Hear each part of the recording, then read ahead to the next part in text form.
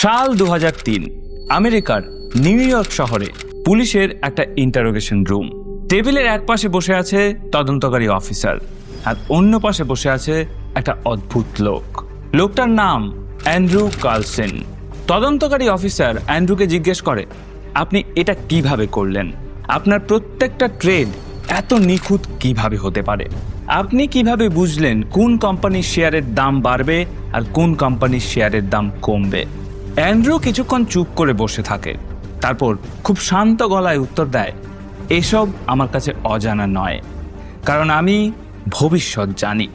এবার অ্যান্ড্রুর মুখে এই উত্তর শুনে ঘরে উপস্থিত সবাই একে অপরের মুখের দিকে তাকায়, কিন্তু অ্যান্ড্রু সেখানেই থামে না। সে আরও বলে, আমি 2256 সাল থেকে এসেছি। এবং এই কথাটা শোনার পর ঘরের মধ্যে একটা অদ্ভুত নীরবতা নেমে আসে। এবার স্বাভাবিকভাবে যে প্রশ্নটা ওঠে সেটা হচ্ছে, কে এই অ্যান্ড্রু কার্লসন, আর কেনই বা পুলিশ তাকে গ্রেফতার করেছে? আর এই যে সে বলছে সে ভবিষ্যৎ থেকে এসছে, এটা কি আদৌ সত্যি?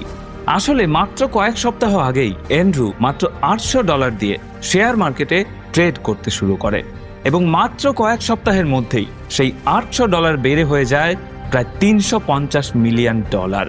ভারতীয় টাকায় এই টাকার পরিমাণ প্রায় কয়েক হাজার কোটি টাকার সমান।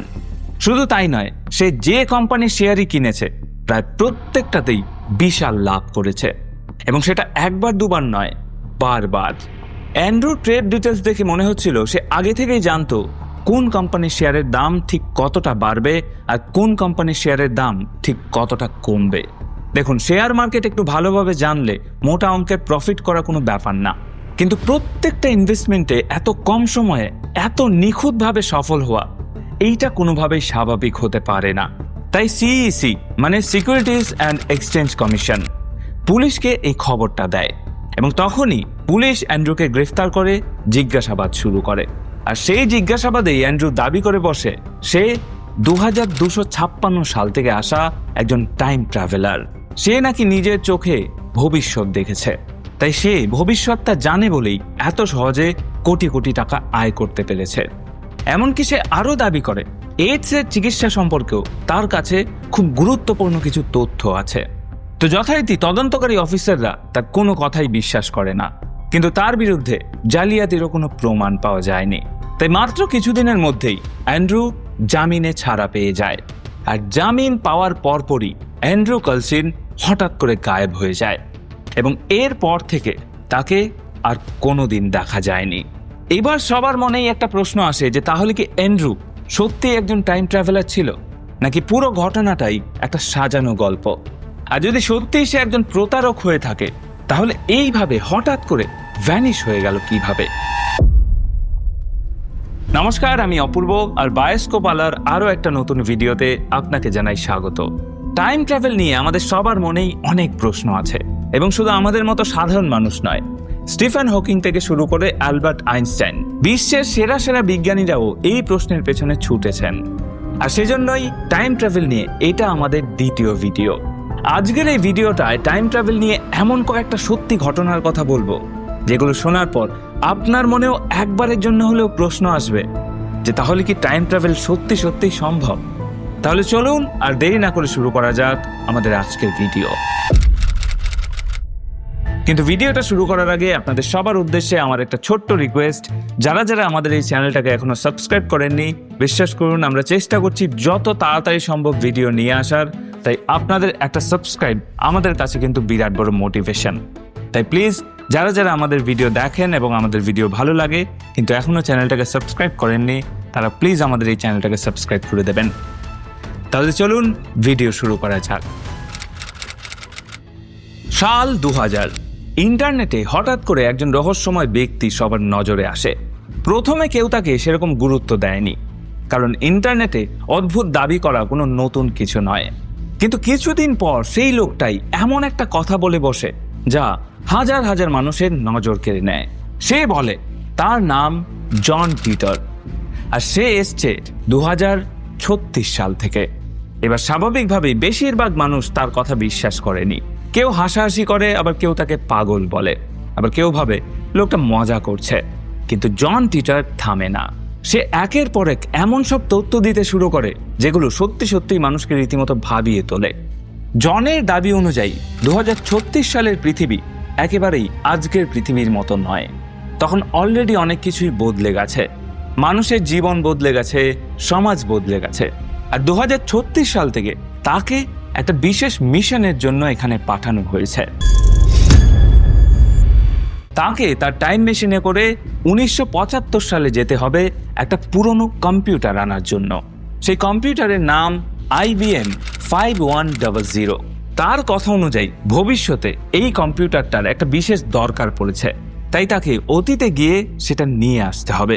কিন্তু তার কথা অনুযায়ী এই কাজটা শেষ করার পর সে সরাসরি 2036 সালে ফিরে যায়নি, বরং সে 2000 সালে কিছুদিনের জন্য থেমেছিল। আর সেই সময়টাই সে ইন্টারনেটে নিজের পরিচয় প্রকাশ করে। এবার অনলাইনে এইসব কথা শুনে সবাই তখন একটাই প্রশ্ন করে, তুমি যদি সত্যিই ভবিষ্যৎ থেকে এসে থাকো তাহলে তোমার কাছে নিশ্চয়ই কোনো প্রমাণ আছে। জন বলে তার টাইম মেশিনটা একটা গাড়িতে বসানো আছে এবং সে ওই টাইম মেশিনের কিছু ছবি এবং ডিজাইনও ইন্টারনেটে পোস্ট করে এবং এরপর পুরো ইন্টারনেটে তাকে নিয়ে আলোচনা শুরু হয়। কেউ কেউ বিশ্বাস করতে শুরু করে যে জন সত্যি সত্যি একজন টাইম ট্রাভেলার, আবার কেউ কেউ বলে এই সব কিছুই বানানো।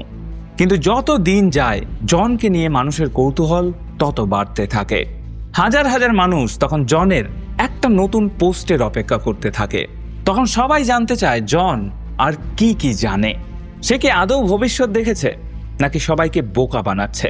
কিন্তু এইসব প্রশ্নের উত্তর পাওয়ার আগেই হঠাৎ একদিন সবকিছু থেমে যায়। 2001 সালের মার্চ মাসে জন একটা শেষ মেসেজ পোস্ট করে। সেখানে সে জানায় এখন তার নিজের সময়ে ফিরে যাওয়ার সময় হয়ে গেছে এবং এরপর সে আর কোনো পোস্ট করেনি, আর কোনো নতুন তথ্য জানা যায়নি এবং এই কেসের কোনো ব্যাখ্যাও পাওয়া যায়নি। জন টিটার যেন হাওয়ায় মিলিয়ে যায় এবং 2001 সাল থেকে 2026 সাল দীর্ঘ 25 বছর কেটে যাওয়ার পরেও আজ পর্যন্ত কেউ বলতে পারে না যে জন টিটার আসলে কে ছিল। তাহলে কি জন টিটারের গল্পটা শুধুমাত্র ইন্টারনেটের একটা মিথ বা একটা কনস্পিরেসি থিওরি? সত্যি সত্যি কি কোনো ব্যক্তি টাইম ট্রাভেল করে পৃথিবীতে আসতে পারে? এই প্রশ্নগুলো শুধুমাত্র সাধারণ মানুষকে ভাবায়নি, বরং বিশ্বের বড় বড় বিজ্ঞানীদের মাথাতেও এই একই প্রশ্ন ঘুরপাক খেয়েছিল। আর সেই বিজ্ঞানীদের মধ্যেই একজন ছিলেন স্টিফেন হকিং। স্টিফেন হকিং একদিন একটা সিদ্ধান্ত নেন। তিনি ঠিক করেন টাইম ট্রাভেলার সত্যিই আছে কিনা সেটা তিনি নিজেই পরীক্ষা করবেন এবং সেই পরীক্ষার জন্য তিনি বেছে নেন একটা অদ্ভুত উপায়। কি ছিল সেই উপায় সেটাই বলবো ভিডিওর নেক্সট চ্যাপ্টারে। সময়টা 2009 সাল। বিশ্ববিখ্যাত বিজ্ঞানী স্টিফেন হকিং এর মাথায় তখনও ওই একই প্রশ্ন বারবার ঘুরছে, যদি ভবিষ্যতে কোনো মানুষ টাইম ট্রাভেল করতে পারে তাহলে তারা কি আদৌ অতীতে ফিরতে পারবে?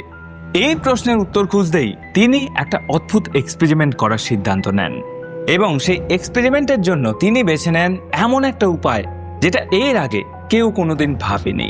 2009 সালের 28শে জুন কেমব্রিজে তিনি একটা ছোট্ট পার্টির আয়োজন করেন। রঙিন বেলুন দিয়ে ঘর সাজানো হয়, টেবিলে খাবার সাজানো হয়, সাথে রাখা হয় শ্যাম্পেনের বোতল, মানে সবকিছু একদম সুন্দর করে রেডি করা হয়। দেখলে মনে হবে যেন একটু পরেই অনেক গেস্ট এসে পুরো ঘরটাকে ভরিয়ে দেবে। কিন্তু সেখানে কোনো গেস্টই ছিল না, কারণ এই পার্টি সাধারণ মানুষের জন্য ছিল না। এই পার্টি ছিল ভবিষ্যতের টাইম ট্রাভেলারদের জন্য। আর সব থেকে মজার বিষয় হলো হকিং এই পার্টি শুরু হওয়ার আগে কাউকে ইনভাইটও করেনি। তিনি অপেক্ষা করছিলেন পার্টি শেষ হওয়া পর্যন্ত এবং পার্টি শেষ হওয়ার পরে তিনি সবার সামনে ঘোষণা করেন যে এই রকম একটা পার্টি হয়েছে। হকিং এর ভাবনাটা ছিল খুব সিম্পল, যদি ভবিষ্যতে গিয়ে কোনো মানুষ টাইম ট্রাভেল আবিষ্কার করতে পারে তাহলে তারা ইতিহাসে এই পার্টির কথা অবশ্যই জানতে পারবে, আর যদি তারা অতীতে ফিরে আসতে সক্ষম হয় তাহলে তাদের মধ্যে অন্তত একজন সেই পার্টিতে অবশ্যই আসবে। মানে একজন টাইম ট্রাভেলারও যদি সত্যিই থেকে থাকে তাহলে সে কোনো না কোনোভাবে ইতিহাসের পাতায় এই পার্টির কথা অবশ্যই জানতে পারবে, যেমনটা এখন আমরা জানতে পারছি। এবং সে সেই তারিখটাও দেখবে আর টাইম মেশিনে চড়ে সেই রাতে এসে হাজির হবে ওই পার্টিতে। এই পুরো প্ল্যানটা এতটাই সহজ আর এতটাই যুক্তিযুক্ত ছিল যে শুনলে মনে হয় যে এই ব্যাপারটা নিয়ে আগে কেন কেউ ভাবেনি। আমি জানি এবার আপনাদের মনে কি প্রশ্ন ঘুরছে, সেই পার্টিটায় সত্যিই কি কেউ এসেছিল? সত্যি কথা বলতে আসেনি, একজনও আসেনি। হকিং সেদিন অনেকক্ষণ অপেক্ষা করেছিলেন, চেয়ারে বসে দরজার দিকে তাকিয়েছিলেন, কিন্তু না, সেদিন কোনো শ্যাম্পেনের বোতল খোলা হয়নি। এমনকি খাবারগুলো একদম আনটাচড। পুরো রাতটা কেটে গেল একদম খালি ঘরে। একজন রহস্যময় ব্যক্তিও সেখানে আসেনি, সাথে কোনো ব্যাখ্যাও আসেনি। পরবর্তীতে হকিং সবার সামনে তার এই এক্সপেরিমেন্টের কথা জানান এবং বলেন, আমি প্রমাণ করতে চেয়েছিলাম যে টাইম ট্রাভেল আদৌ সম্ভব কিনা। আর সেই রাতে ওই পার্টিতে কারোর না আসাটাই হয়তো এই এক্সপেরিমেন্টের সব থেকে বড় উত্তর। আর তখন থেকেই এই পার্টি পৃথিবীর সব থেকে বিখ্যাত সায়েন্টিফিক এক্সপেরিমেন্টগুলোর মধ্যে জায়গা করে নেয়। কারণ এর ফলাফল মানুষকে দুইভাবে ভাবতে বাধ্য করে। হয়তো ভবিষ্যতে মানুষ কখনো টাইম ট্রাভেল আবিষ্কার করতে পারবেই না, অথবা হয়তো টাইম ট্রাভেল সম্ভব কিন্তু অতীতে ফিরে আসা সম্ভব নয়। এই দুটোর মধ্যে কোনটা সত্যি সেটার কোনো নিশ্চিত উত্তর আজও বিজ্ঞানীদের কাছে নেই। কিন্তু এবার প্রশ্ন আসে, তাহলে বিজ্ঞান টাইম ট্রাভেল সম্পর্কে কি বলে? সেটাই বলবো ভিডিওর নেক্সট চ্যাপ্টারে। টাইম ট্রাভেলের কথা শুনলেই যে নামটা সবার আগে আমাদের মাথায় আসে সেটা হচ্ছে অ্যালবার্ট আইনস্টাইন। তিনি এমন একটা ধারণা দেন যেটা সময় সম্পর্কে মানুষের ভাবনাটাই বদলে দেয়। তার আগে পৃথিবীতে সবাই ভাবতো যে সময় সবার জন্য সমানভাবে চলে। আপনার জন্য 1 মিনিট মানে যেমন, আমার জন্য 1 মিনিট মানে তেমনই। কিন্তু আইনস্টাইন বলেন বিষয়টা আসলে এতটা সহজ নয়। সময় সবসময় একই গতিতে চলে না। আর এই কথাটা প্রথমে সবার কাছেই একেবারে অবিশ্বাস্য মনে হচ্ছিল, এবং অবিশ্বাস্য মনে হওয়ার যথেষ্ট কারণও আছে। তাই এই জিনিসটা বোঝানোর জন্য একটা সহজ উদাহরণ দিই। ধরুন আপনার একজন যমজ ভাই আছে। এবার আপনি পৃথিবীতে রয়ে গেলেন, আর আপনার ভাই এমন একটা মহাকাশযানে উঠল যেটা আলোর গতির কাছাকাছি গতিতে ছুটতে পারে। সে মহাকাশে প্রায় কয়েক বছর ধরে ঘুরে আবার পৃথিবীতে ফিরে এলো। তখন সব থেকে অবাক করার মতো বিষয় হবে, সে ফিরে এসে দেখতে পাবে পৃথিবীতে অনেক বেশি সময় কেটে গেছে, কিন্তু তার কাছে হয়তো মাত্র 5 বছর কেটেছে। এদিকে পৃথিবীতে হয়তো কেটে গেছে 20 অথবা 30 বছর বা তারও বেশি। মানে এক কথায় বলতে গেলে সে ভবিষ্যতে পৌঁছে গেছে। এদিকে তার যমজ ভাই মানে আপনি তার চেয়ে অনেক বেশি বুড়ো হয়ে গেছেন, অথচ দুজনেই একই সাথে পৃথিবীতে জন্মেছিলেন। শুনতে গল্পের মতো লাগলেও এটা কিন্তু কোনো সিনেমার কাহিনী নয়, এটা আইনস্টাইনের থিওরি। বিজ্ঞানের ভাষায় এটাকে বলা হয় টাইম ডাইলেশন। আর শুধু কাগজে কলমে নয়, বাস্তবেও এটা প্রমাণিত হয়েছে। পৃথিবীর চারপাশে যে স্যাটেলাইটগুলো ঘুরছে সেগুলোর ঘড়ি আর পৃথিবীর ঘড়ির মধ্যে সামান্য পার্থক্য দেখা যায়, কারণ সেই স্যাটেলাইটগুলো অনেক বেশি গতিতে চলে। তাই বিজ্ঞানীদের সেই পার্থক্যটাকে হিসেব করে ঠিক করে নিতে হয়। মানে সহজ কথায় বলতে গেলে টাইম ট্রাভেলের একটা ছোট্ট ভার্সন আমাদের চোখের সামনেই প্রত্যেক দিন ঘটছে। আর এই কারণেই অনেকে মনে করেন টাইম ট্রাভেল করে ভবিষ্যতে যাওয়া হয়তো একদিন সম্ভব হতে পারে। কিন্তু এখানে একটা বড় সমস্যা আছে। এটা থিওরি হলেও এই উপায়ে ভবিষ্যতের দিকে যাওয়া সম্ভব, কিন্তু অতীতে ফিরে আসার কোনো সহজ উপায় এখানে নেই। কারণ আলোর চেয়ে বেশি গতিতে যাওয়া এখনো সম্ভব হয়নি, আর অতীতে ফিরতে হলে সেটাই করতে হবে। আর ঠিক তখনই সামনে আসে আরেকটা রহস্যময় ধারণা, সেটা হচ্ছে ওয়ার্ম হোল। ধরুন আপনার সামনে একটা বড় রাস্তা আছে। এবার এই রাস্তার এক প্রান্ত থেকে আরেক প্রান্তে যেতে আপনার অনেক সময় লাগবে।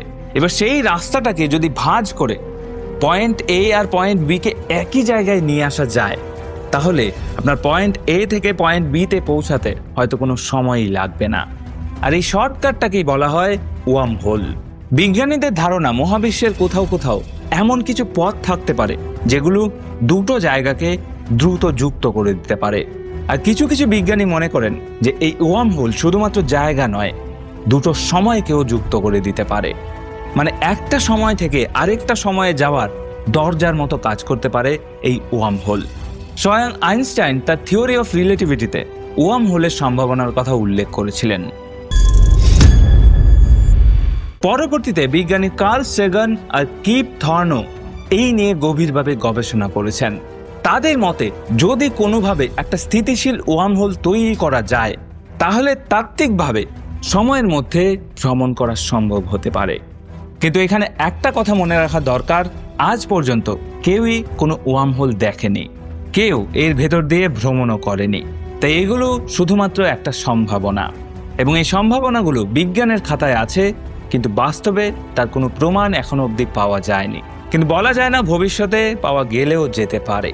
কিন্তু আমরা আইনস্টাইনের ব্যাখ্যা থেকে একটা জিনিস অন্তত বুঝতে পারি, টাইম ট্রাভেলের ধারণাটা শুধুমাত্র সিনেমা বা কল্পকাহিনীর বিষয় নয়, এর পেছনে বৈজ্ঞানিক ভিত্তিও আছে। কিন্তু সেই বৈজ্ঞানিক ভিত্তি আর বাস্তবে সেটা সম্ভব হওয়ার মাঝখানে এখনো একটা অনেক বড় দূরত্ব রয়ে গেছে। আমি জানি ভিডিও শেষে আবারও সেই একই প্রশ্ন আসে, তাহলে কি টাইম ট্রাভেল আদৌ সম্ভব? অ্যান্ড্রু কালসিনের রহস্য, জন টিটারের গল্প, স্টিফেন হকিং এর সেই খালি পার্টি আর অ্যালবার্ট আইনস্টাইনের থিওরি সব কিছুই যেন আমাদের সামনে একটা প্রশ্নের সামনে এসে দাঁড় করায়। হয়তো একদিন বিজ্ঞান এই রহস্যের উত্তর খুঁজে পাবে, কিন্তু আজও টাইম ট্রাভেল মানুষের কল্পনা আর বিজ্ঞানের সবথেকে বড় রহস্যগুলোর মধ্যে একটা। আপনার কি মনে হয়, টাইম ট্রাভেল কি সত্যিই সম্ভব? আর যদি সম্ভব হয়, টাইম ট্রাভেল করে আপনি কোন সালে ফিরে যেতে চান? কমেন্টে অবশ্যই জানাবেন। আর আমরা এই ভিডিওটা আজকে এখানে শেষ করছি। ভিডিওটা কেমন লাগলো সেটা অবশ্যই কমেন্ট করে জানাবেন, আর ভিডিও নিয়ে কোনো মতামত থাকলে সেটাও আমাকে জানাতে পারেন। দেখা হচ্ছে অন্য কোনো ভিডিওতে। ততক্ষণ অবধি ভালো থাকবেন, সুস্থ থাকবেন। Tata, good bye, love you.